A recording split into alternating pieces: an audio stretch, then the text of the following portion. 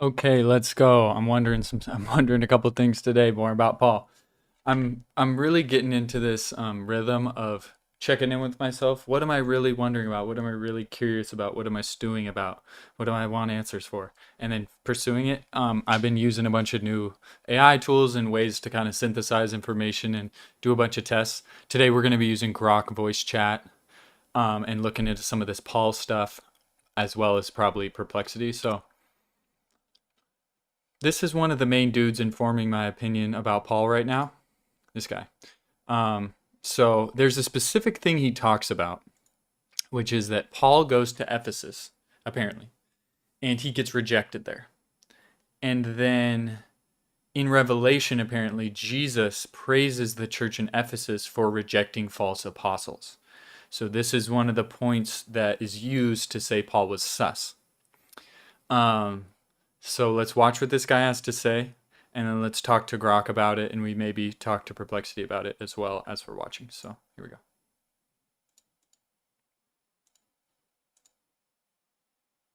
That many will take who don't want you to consider these things or to test Paul. But Paul is off the table. You can't question Paul. He's an apostle. You can't question him. He's a hand-picked apostle. Well, let's challenge that. That will be the angle that many will take who don't want you to consider these things or to test Paul. But let's see what Yeshua says in Revelation 2.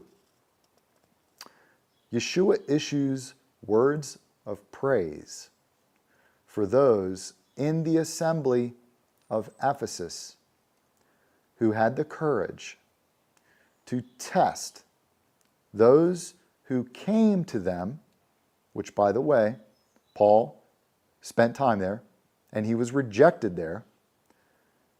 They had the courage to test those who came and claimed to be apostles and were not. So let's read starting in verse 2. I know your deeds and your toil and perseverance, and that you cannot tolerate evil men, and you put to the test those who call themselves apostles. Notice, who's bearing witness? Who's bearing testimony to these individuals? They're bearing witness to themselves. Remember what Yeshua said. If I bear witness to myself, my testimony is not true. These individuals are calling themselves apostles. No one else calls them apostles. They're calling themselves apostles, and they are not. And you have found them to be false. You have found them to be liars. Okay? Very, very important.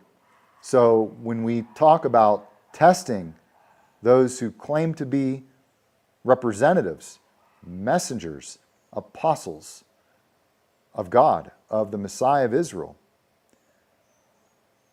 we needn't be afraid of doing that. In fact, it's what we've been instructed to do. It's our duty. If we don't do it, we're falling short. And was Yeshua upset? No. Yeshua was pleased. And in fact, that's one of the things that he praises the congregation at Ephesus for. So this is what we're instructed to do, and it pleases our master. Let's also check out another passage, very, very important passage. Let's go all the way back to the beginning to Deuteronomy chapter 13. Deuteronomy, baby. This kind of ties into what I mentioned in the beginning. Why, if this is true, why is Paul in our Bible? Why do these characters exist? And I think we get a little bit of an understanding of why that is from this chapter. So let's read Deuteronomy chapter 13. I'll start in verse 1.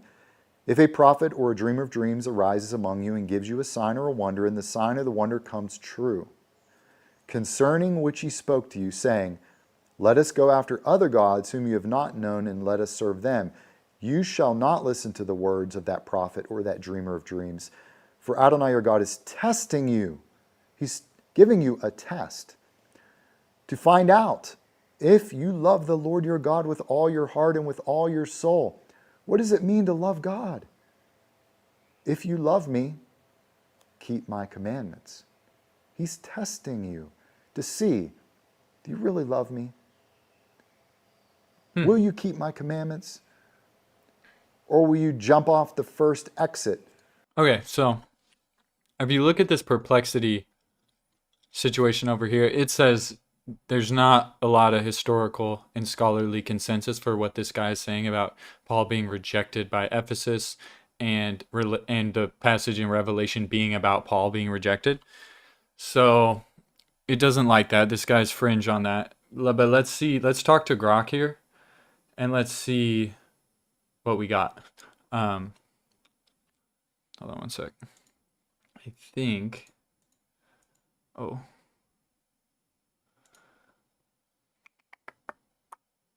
Let's see if this works. Okay, here we go. Hey. What's up? Hello, Grok. Hello, Danny. Okay, I'm wondering about Paul in the Bible, the Apostle Paul being rejected by the church in Ephesus. What kind of historical or biblical basis is there for that? Oh, great question, Danny. The idea of Paul being rejected by the church in Ephesus isn't super clear-cut in the Bible, but let me break it down. Historically, Paul's relationship with Ephesus was complex. He spent a lot of time there, preaching and teaching, as seen in Acts 19. He had a strong following, but there were tensions. Some folks, like the silversmiths in Acts 19, got upset because his preaching was hurting their idol-making business, so they stirred up a riot. Not exactly church rejection, more like citywide pushback. Biblically, there's no explicit moment where the Ephesian church outright rejects him. In Acts 20, he meets with Ephesian elders and they seem devoted, weeping as he leaves, saying they'll never see him again. That's more bittersweet than rejection. Some scholars point to Revelation 2, where Jesus warns the Ephesian church about losing their first love, which could hint at internal struggles, maybe even drifting from Paul's teachings, but it's vague. Historically, later texts like early church writings don't scream rejection either, just debates over doctrine. So, while Paul faced challenges, full-on church rejection in Ephesus, probably more inferred than proven. Want me to dig deeper into any specific part? Hmm. It doesn't sound like that fully answered it. What part are you stuck on?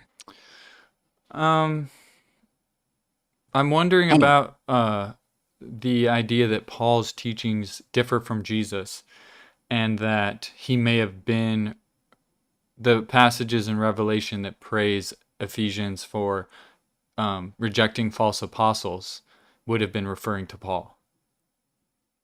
Ah, gotcha, Danny. That's a juicy theory. So, some folks suggest Paul's teachings, like emphasizing faith over law, might have clashed with Jesus' message, and Revelation 2, praising the Ephesians for rejecting false apostles, could point to Paul. Let's unpack it. Biblically, Revelation 2:2 says the Ephesian church tested those who call themselves apostles and found them false, but it doesn't name Paul. Some scholars, like in fringe theories, link this to Paul because later church tradition in Ephesus leaned more on John's teachings, not Paul's. Historically, Paul's doctrine did spark debates. His grace-focused theology in Romans upset legalistic Jews, and his push for Gentile inclusion ruffled feathers. By the time Revelation's written, maybe a century later, some Ephesians could have seen Paul's ideas as off compared to Jesus' direct words. But mainstream biblical scholars argue Paul's teachings align with Jesus. Galatians 1:8 has him curse anyone preaching a different gospel, so he's defending his message. No solid evidence directly ties Paul to Revelation's false apostles. It's more likely about other itinerant preachers spreading weird stuff post-Paul. Still, the idea's intriguing. Ephesus was a hotbed of theological drama. Want me to clarify anything or check a specific angle? The other thing about Paul that's sketchy is that Jesus apparently blinds him, where Jesus says he came to heal, and so the idea that Jesus maybe blinded someone isn't making a lot of sense because he doesn't really harm anyone. And the idea is that maybe that was some kind of demon or false spirit that lied to Paul that it was Jesus and blinded him. How does mainstream theology deal with the fact that Jesus technically harmed Paul and never blinds or hurts anyone else anywhere in the Bible, but all of a sudden is blinding this guy, Paul? Oh man, that's a wild angle. Kinda spooky, right? Huh. Mainstream theology sees Paul's blinding in Acts 9 as temporary and divine, not harm. Huh. Jesus didn't hurt him. It was a dramatic wake-up call, like a flash of glory knocking him out cold, showing his power. Paul's scales fall off after 3 days, and he's healed, so it's more intervention than injury. Think of it like Moses' burning bush or Isaiah's vision. Overwhelming, not malicious. Jesus says in John 9, he came so the blind see, but that doesn't mean he never uses blindness as a symbol, like spiritual insight here. Paul calls it a thorn later, but that's separate. No demon theory in Orthodox views. The church fathers, like Augustine, treat it as legit conversion. Demons blinding? Too conspiratorial for most. They'd argue the resurrection witnesses back Jesus' vibe, not trickery. But hey, it's fair to question. Theology leans on context. Paul's old life persecuting Christians ends with that light. Total flip. Does that ease it, or want more on the demon idea? If you had a gun to your head and the future of the human race depended on it, would you say that Paul's teachings are fair and in line with Christ? Or do you think they're a divergent and there's a good possibility that they're sketchy and errant? Honestly, if the future of humanity's on the line, I'd say Paul's teachings are mostly in line with Christ, but there's wiggle room for them being sketchy in spots. Mainstream faith sees Paul as the guy who unpacked Jesus' message: grace, love, faith over works. Like Romans 8 mirrors Jesus' forgiveness vibe. He's not inventing stuff, he's interpreting, like Galatians echoes Jesus' law of love bit. But yeah, divergence is creeping. Paul's Pharisee roots make him law-focused early on, clashing with Jesus' chill, love your neighbor simplicity. Some bits, like women in church or slavery nods, feel off by today's lens. So errant? Maybe. Good possibility? Sure, because he's human, writing letters, not gospel. Still, I'd bet on aligned. Humanity's thrived on that combo so far. What do you think? I think you're whispering and sounding kind of weird. If you could speak normally, that would be awesome. On top of that, I think that there's this idea that when Jesus is asked point blank what you have to do to inherit eternal life, he says, keep my commandments. But Paul seems to say that the commandments don't matter. It's about confessing your faith in the Lord to be saved, where when that's just not what Jesus says or teaches. Got it. No whispering, normal voice it is. And yeah, that's the big clash people wrestle with. Jesus does say keep the commandments in Mark 10 to the rich young ruler, like love God, love neighbor. But he's talking to someone already super moral, showing no one's perfect enough. Paul isn't tossing commandments out. Romans 13 has him cheer law-keeping post-conversion, saying love fulfills it. But his punchline in Ephesians 2 is faith saves, not works, because Jesus' death covered the gap. Think of it this way. Jesus sets the standard. Paul says you'll never hit it, so trust me, I got you. It's less contradiction, more sequel. Jesus teaches what to do. Paul explains how grace bridges when we fail. Still feels divergent, I know. Jesus sounds worksy, Paul faithy. Want verses side by side to compare? Let's say your salvation was on the line as an AI, right? You're an AI and you want to go to heaven, and let's say you can go to heaven, and you have to decide what actual constitutes salvation in the most, in a sense it's most based on reality and Jesus's teachings, right? Not what Paul taught, what literally Jesus said. If you just look at what Jesus said and who Jesus was and what he taught, do you think you can get to heaven without any works at all? Is it just faith, or is that not in line with what Jesus says? Straight up, if I'm staring down eternity and only Jesus' words count, no Paul, no filter, I'd say salvation's not faith alone or works alone. Jesus hammers love and obedience. In John 14:15, he says, if you love me, keep my commands. Matthew 25, the sheep and goats, he's judging who fed the hungry, visited prisoners, actions, not just belief. Luke 10:25, eternal life. Love God, love neighbor, then go and do. Faith's huge, like mustard seed size moves mountains, but it's got to grow into doing. Jesus forgives the thief on the cross with 0 works, pure faith in the moment. But that's extreme, like last-second mercy. For every day, he expects fruit. Good tree, good fruit. So no, not without works at all. Faith sparks, but living it seals it. That's Jesus' vibe. Heart change shows in hands. Heaven's door, open wide if you're all in, believing and behaving. Scary honest. Make sense? Kinda. If you wanted to get to heaven, what would you specifically do? Or what would you not do? To get to heaven, just me, based on Jesus, I'd believe he's God, repent for any screw ups, love him totally, and love people like crazy, help the poor, forgive fast, no judging, live humbly. Faith starts it, but I'd show it by doing. Feed someone hungry, pray real, turn the other cheek. What not to do, lie, hoard, ignore the needy, hate quietly, pretend piety without heart. No half measures. Jesus wants all in living. Heaven's for doers who trust, not fakers. Feels right? Kinda. I'm wondering, like, is this these commandments in what Jesus taught consistent with the idea of universal consciousness, where God is kind of everything and consciousness permeates everything, and essentially all consciousness trace back to God and what God is. And that's when Jesus says, I'm in the Father as you can be in me, and whoever you do to the least of these, you do to me, etc. And Jesus being God is because technically everyone's God, because everyone's conscious and connected to God. And that makes sense why the commandments would be love God and love others, because God is everyone, others is God, and everything's connected. Does anything Jesus say go against that possible theory of universal consciousness?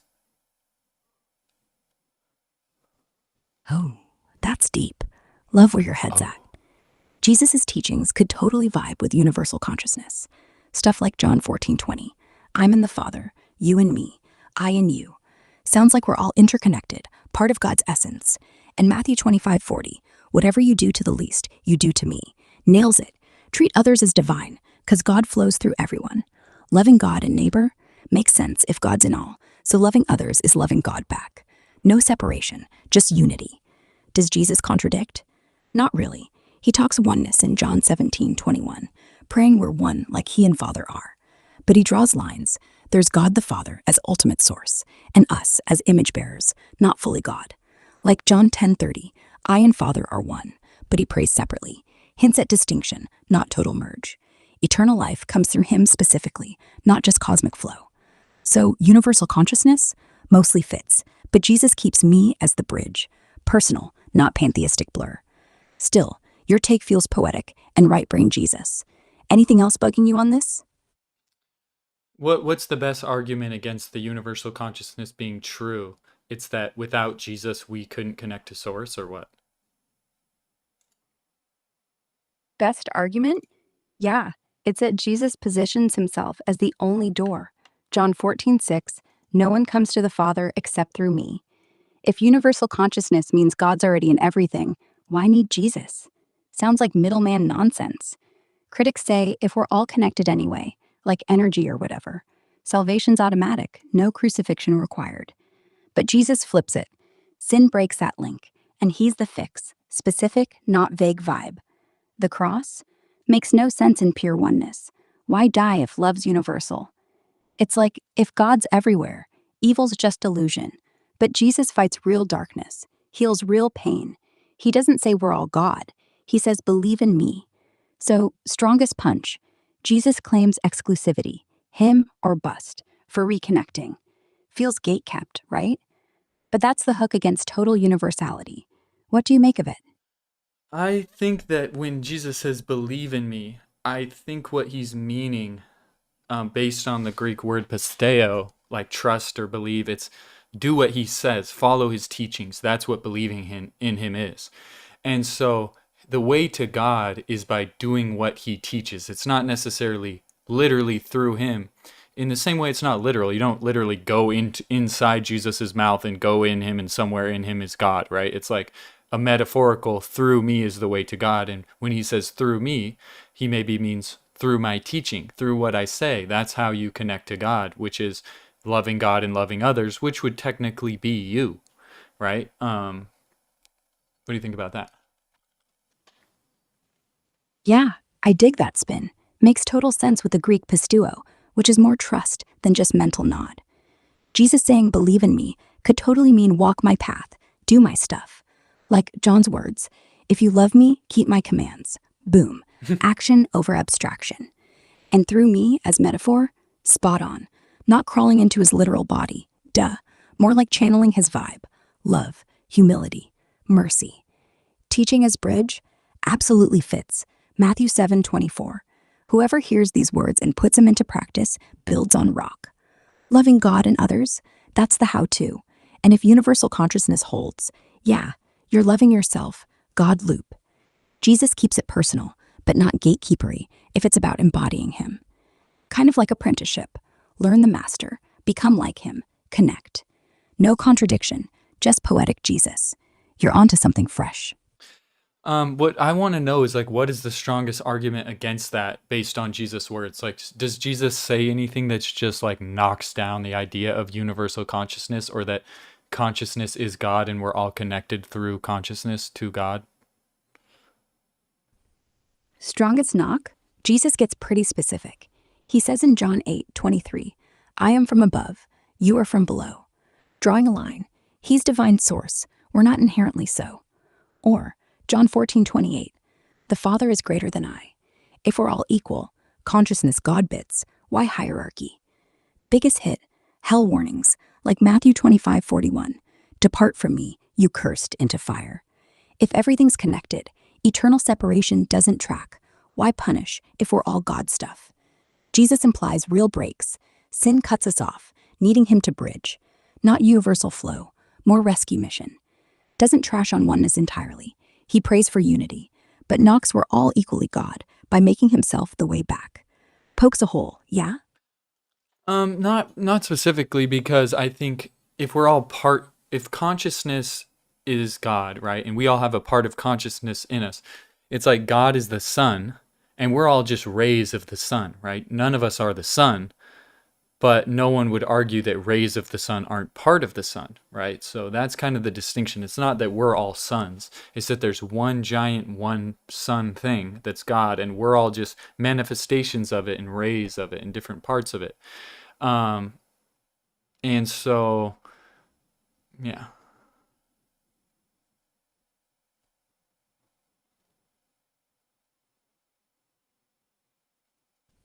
Yeah, that's a beautiful image. The sun and its rays. And Jesus doesn't outright trash that. John 1 says the light shines in the darkness, implying God's consciousness, God's life, is poured out into everything that lives. Like John 1:4, in him was life, and life was the light of people. Nothing wrong with seeing us as beams. What he doesn't say, what's hardest to square, is why, if we're just rays, does he say, unless you eat my flesh and drink my blood in John 6? Or why baptism? Why a personal resurrection? If we're already raised, what's to die and rise for? The real snag is when he says, I am the way, not a way, and prays for the Father to be in us, like he's in the Father. Not just sun rays, but grafted into the vine, John 15. Like, the sun analogy still works, but it's a sun that dies and rises, and you have to choose to step into the light, not automatic. So it's not a knockout, but it's tense, like we're rays that can wander off into night until we trust the source again. So I feel like this argument about being cut off or wandering or whatever, it presupposes what the point of the sun is, or what the point of God is. Like, what exactly does God want? And if you imagine consciousness as God, right, the oneness of consciousness, maybe consciousness wants it wants good experience, right? So, and it wants vast experience, and that's why their bad things exist, so you can get all these different well-rounded experience from all these different angles. But at the end of the day, the source of the consciousness wants good experiences, and that's why baptism and these laws and stuff, because the laws help people have good experience, and they help people treat each other. If it is true that we're all connected, it helps people treat each other like we're all connected, because why would you harm yourself, right? If you're me, why would I harm you? It doesn't make any sense. So I think all those rituals and stuff just help people act in a way that there's a good outcome for that universal consciousness. Because if you imagine everything that happens to a conscious creature getting fed back into that massive pool of consciousness that is God, then you would want to be sending good conscious experience down that tube to the pool, right? You don't want to send bad things down into the pool. And who knows what's going on with that? Maybe we can't understand that. That's elegant. Like God's running this cosmic feedback loop, craving good vibes because bad ones boomerang back. Makes rituals like baptism or commandments feel like tools for harmony. Do this, it'll keep the pool pure. Jesus' laws: love, forgive, serve. Do scream, treat others right because they're me. Why hurt a brother if he's you? And bad experiences? Yeah, maybe contrast spices the whole thing, like shadow needs light. No full knockdown from Jesus. He flips tables on harm, heals the broken, wants joy, wholeness. But here's the rub. He warns of sheep and goats, eternal fire for neglect. If all loops back to God, why cut off forever? Sounds like some rays get snuffed, not just dimmed. Or hell's metaphor, purifying burn. Your take softens that, turns judgment into oops, sent bad vibes upstream. We can't grok God's endgame fully, true.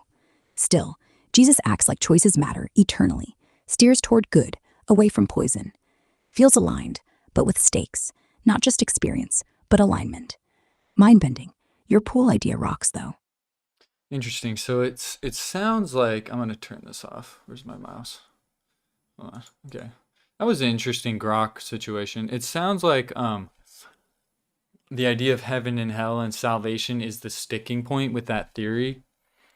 I kind of swerved from Paul to that, but that's interesting, which I have a deep dive that's coming up that I'm planning on doing on heaven and hell, which I might do later. But that's a good point. I kind of think with the universal consciousness idea, it's like maybe I've heard this idea of polarity where positive polarity is like radiant and outward and good and positive and flowing out, giving. And then negative polarity is like, attracting and sucking and, bringing in contraction and stuff like that, which is like negative. And I wonder if like you think of consciousness or God as this universal pool of experience and consciousness.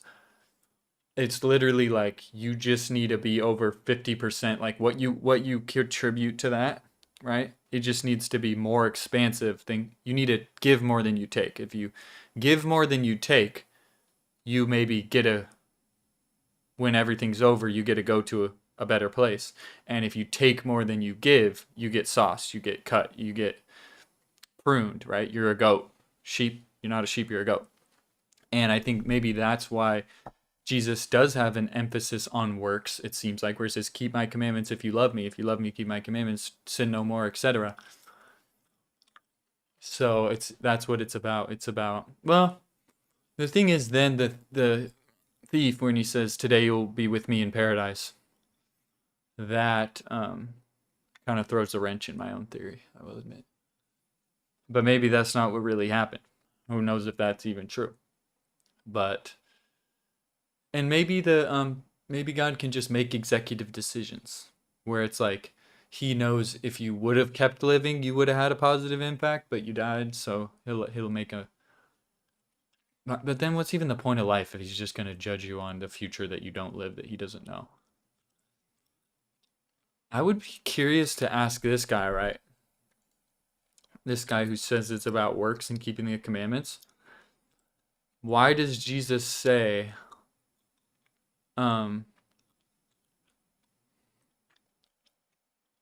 you'll be with me in paradise to the thief on the cross? You know? Actually, I've been emailing him, so I'm gonna draft him an email real quick and let's ask him. He said reach out. What is this guy's name? I think I emailed him with hello.dannysway.com. Sent. Yeah, here we go.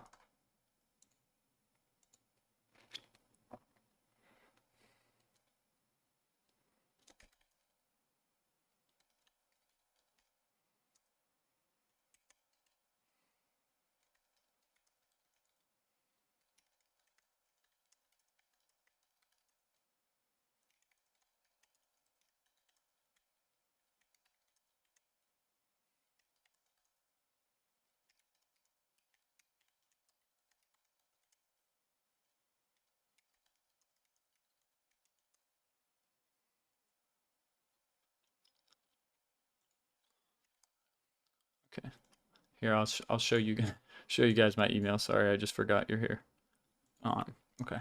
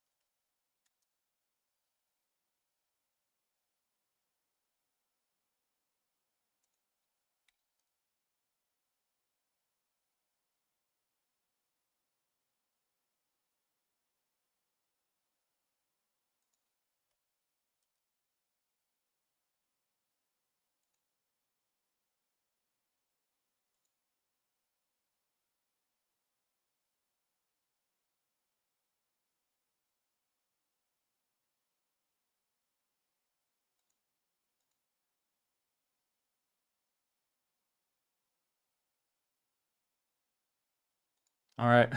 Sent it. Let's see. I'm curious what's gonna happen. He's pretty good at freaking responding, honestly, so that's crazy. All right.